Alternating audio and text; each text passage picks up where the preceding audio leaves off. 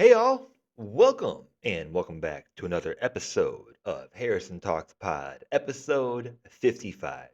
This week we have two overtime games that we're going to talk about, and I'm a bit late on my episode this week. Life caught up with me, and well, it caught up with me last week as well. So, anyways, better late than never. All four of those teams that we'll talk about played today. We will touch base on them, but I want to center today's discussion around these two overtime games, which happened now a few days ago. That is the Thunder and Nuggets that played, and we all saw the altercation with Nikola Jokic. And the next one are the Pistons and the Cavaliers, who also had an overtime game a few nights ago. I thought it was unique because these are the 1 and 4 teams in their respective conferences, and they could very well be meeting up sometime in the postseason, perhaps in the second round. So let's break down their games from last time, and then we will talk about who might have the advantage if they were to meet in the playoffs. It's been a little bit more difficult finding the right topics at this point of the year. There are just a lot of teams that I don't feel like talking about at this point if they are in that tanking mode. But, anyways, guys, I hope you're well. Like, subscribe, do all the YouTube things. This podcast is part of Side Panel Network. We have Nintendo Therapy Podcast, which will come out same day as this podcast. And other than that, check the link in the description for everything else. I want to keep it short because we have a short episode today. First, we will talk about the Thunder and the Nuggets. So, as I mentioned, all four teams we talk about today all played tonight, and they all won tonight as well. So, no changes in the conferences, I do not believe.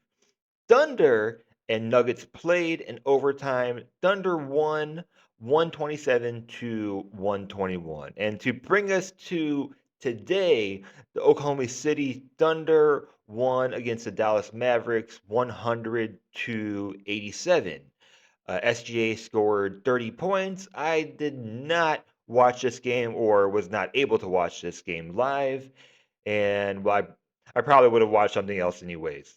Not because of the Thunder, but because of Dallas. Surprisingly, though, it's the first time Dallas has been held to under 100 points since the first time in November. The last time we touched base on the Mavericks, Cooper Flag was still playing, and they had the most games in the clutch. Not the best record in the clutch. They were, I think, 17 and 14 at that point in the clutch. But they are certainly in the tanking zone now, and a lot of optimism. But we're not here to talk about the Mavericks.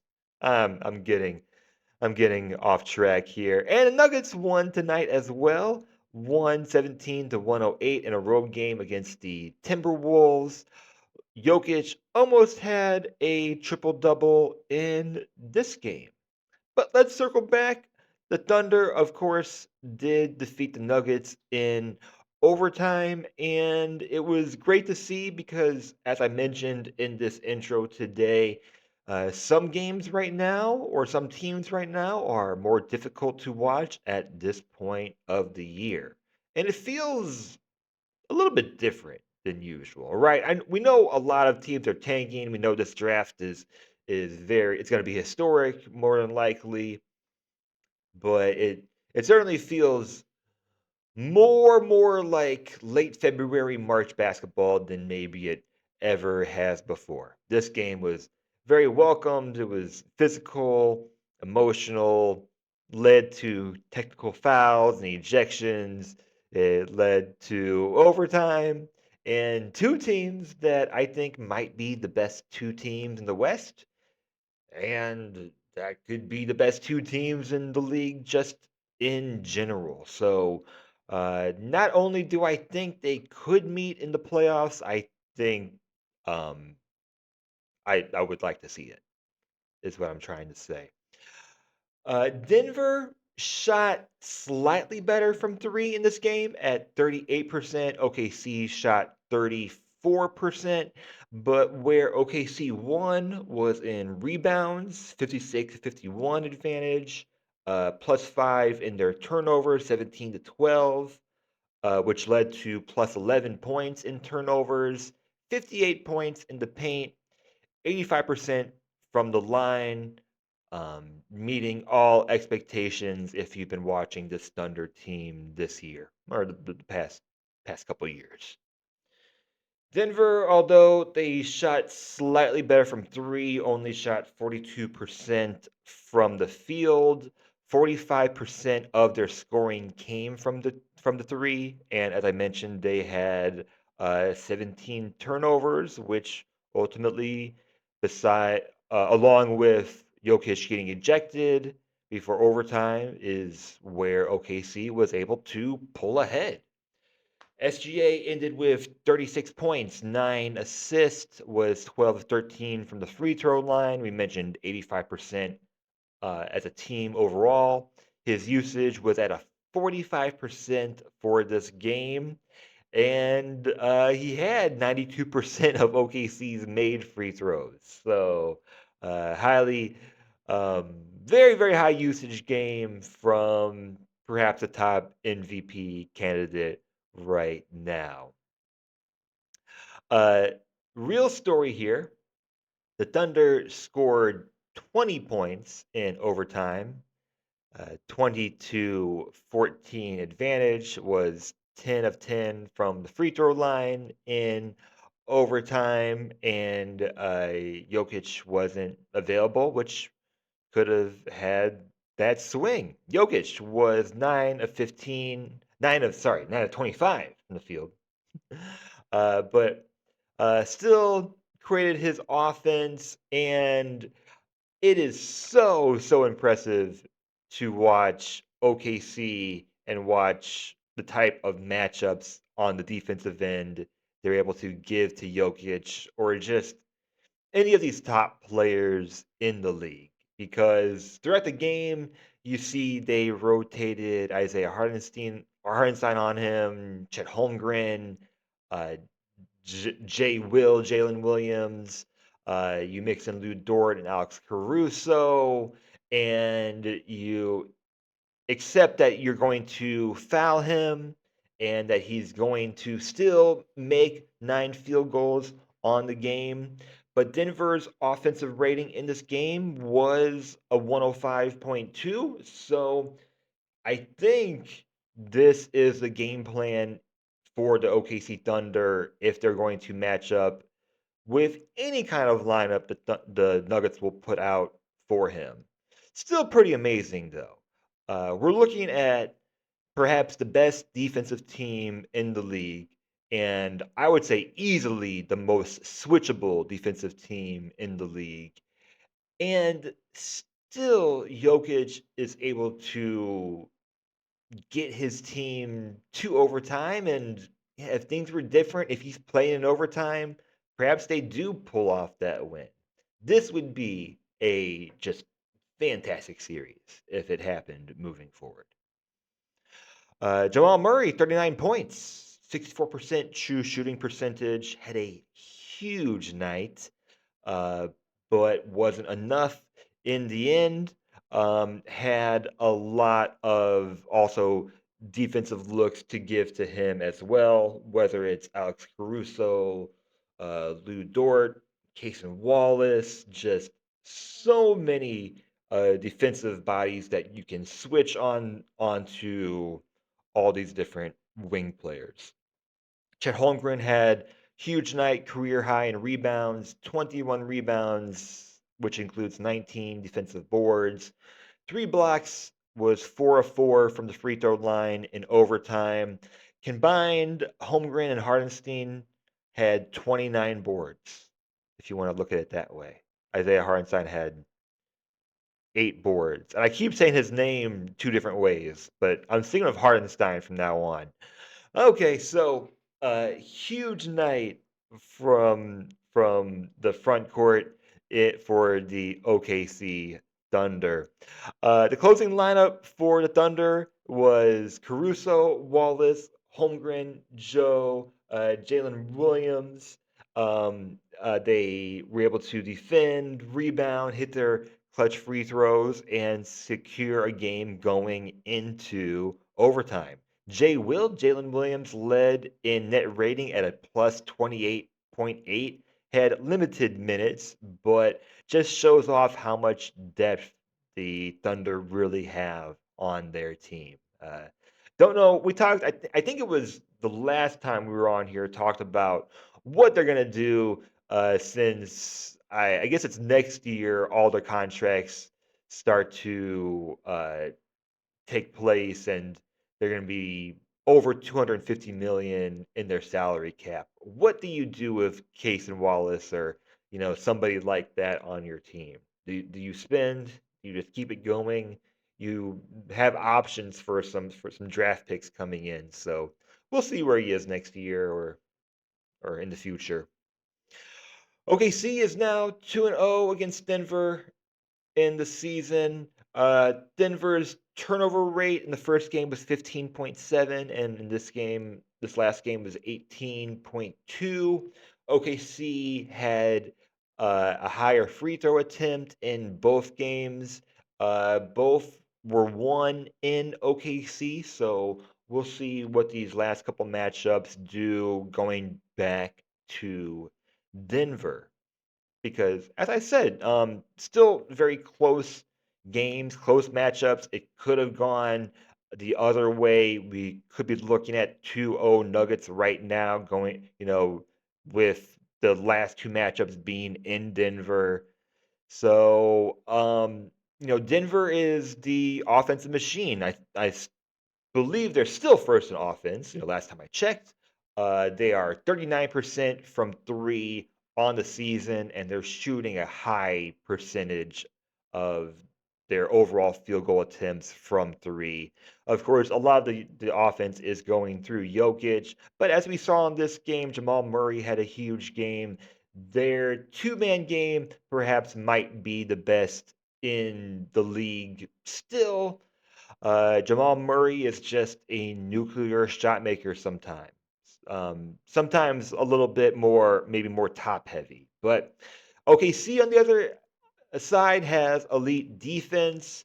Their defensive rating this on the season is somewhere around 106. They have so many positive two-way players. Of course, they're trying to defend their championship.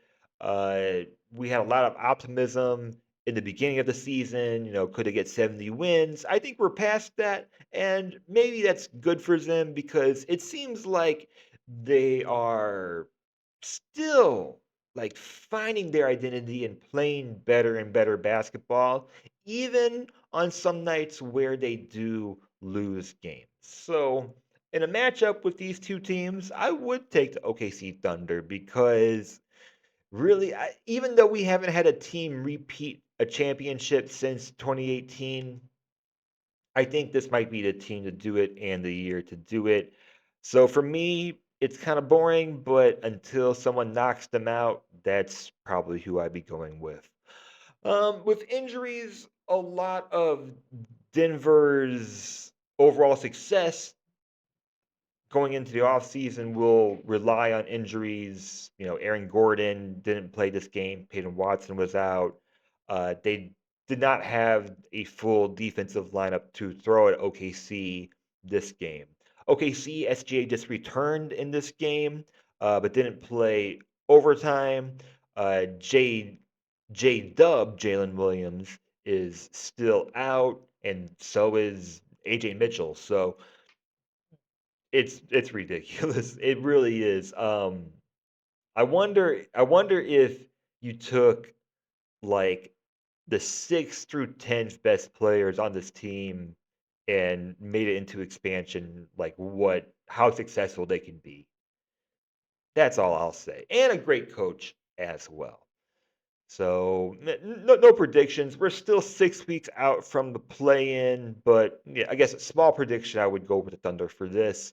Let's talk about then the Cavaliers and the Pistons, who are also 1-4 in the East.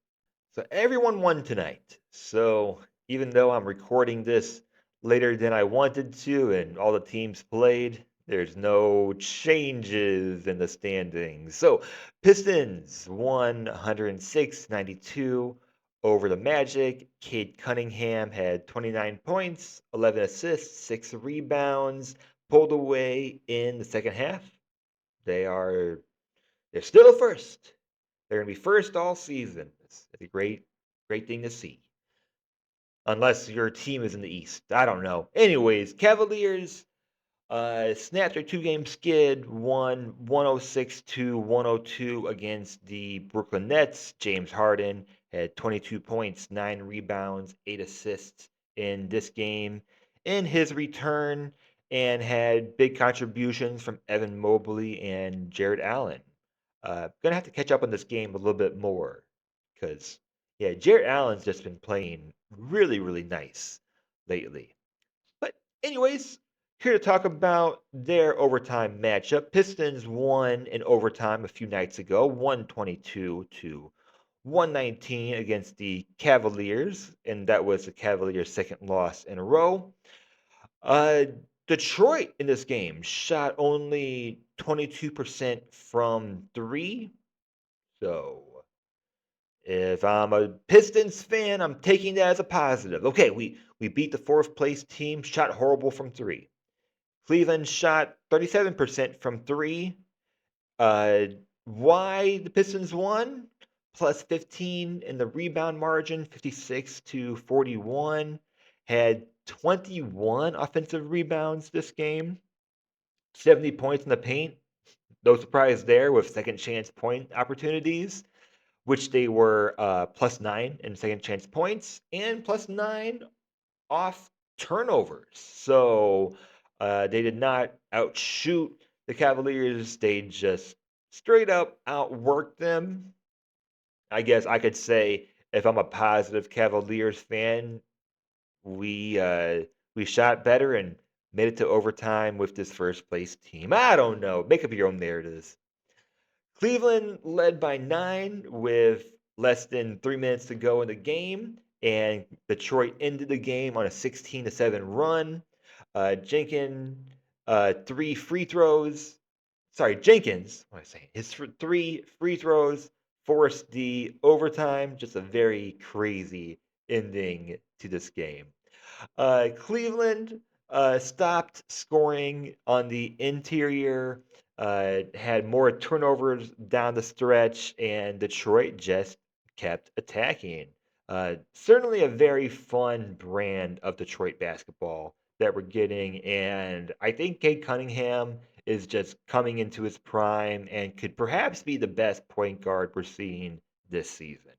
Jalen Duren, 33 points, 16 rebounds, 7 offensive boards, which of course led to the 70 team points in the paint. On the other end, Jared Allen had a very efficient game. Mobley is looking more versatile as the season goes on. That's really good to see. So Jalen Duren was just overwhelming for the Cleveland defense throughout. Although Cleveland lost in the turnovers, they had 32 assists for the night, which was very fun to watch. 32 assists on 17 turnovers. Don't mind that at all, honestly, especially for a team that is probably trying to find where all their offense is coming from. Dennis Schroeder, speaking of which, had 9 assists but 8 turnovers. I expect for him to have a big role on this team down the stretch into the postseason, and we'll see what their health looks like as well. Cleveland was missing both of their big players, Mitchell and Harden. So things are going to look very different if these two teams match up in the playoffs. and they were able to stay uh, in control until, well, the end of the fourth quarter, until Detroit went on their run. So Detroit against Cleveland this season, and oftentimes is showing that they are showing more effort than the other teams, and they're not always winning with their shooting.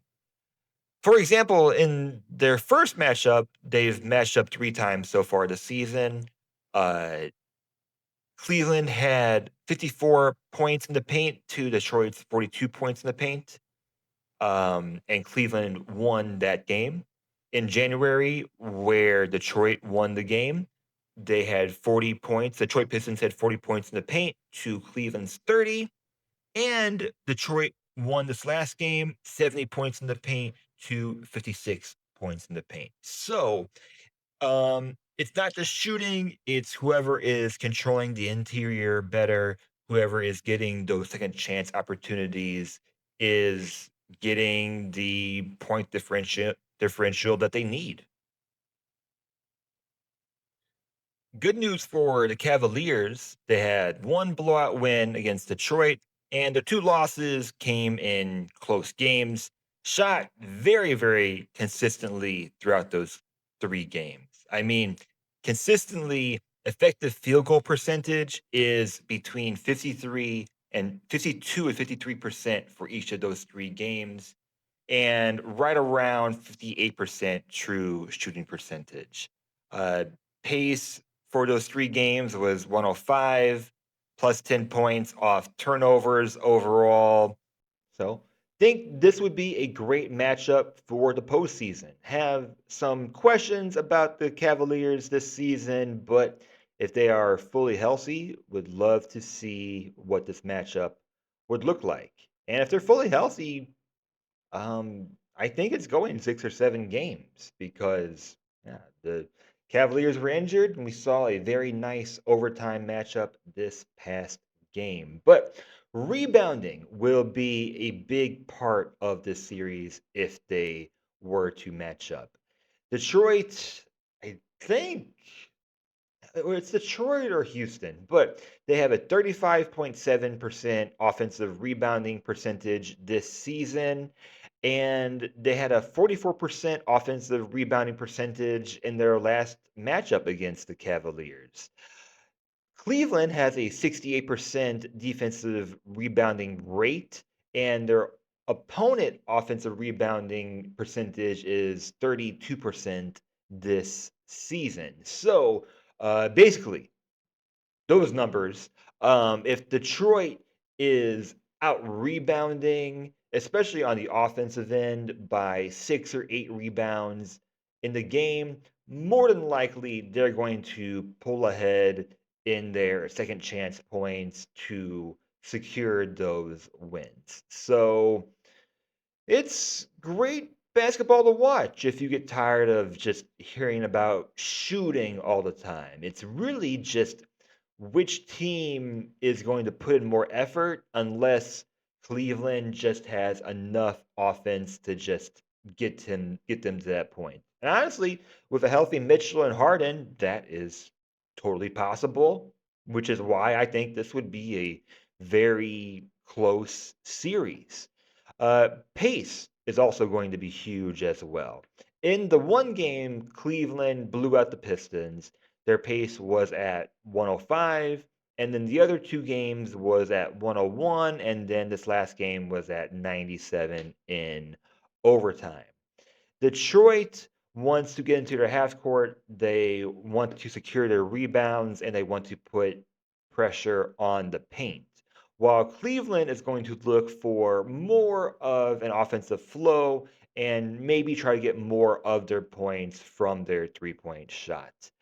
It'll come down to who, I keep saying health, but who is closing these games. Mitchell this season is 28.5 points per game on a 31.7% usage. His net rating is a plus 8.9.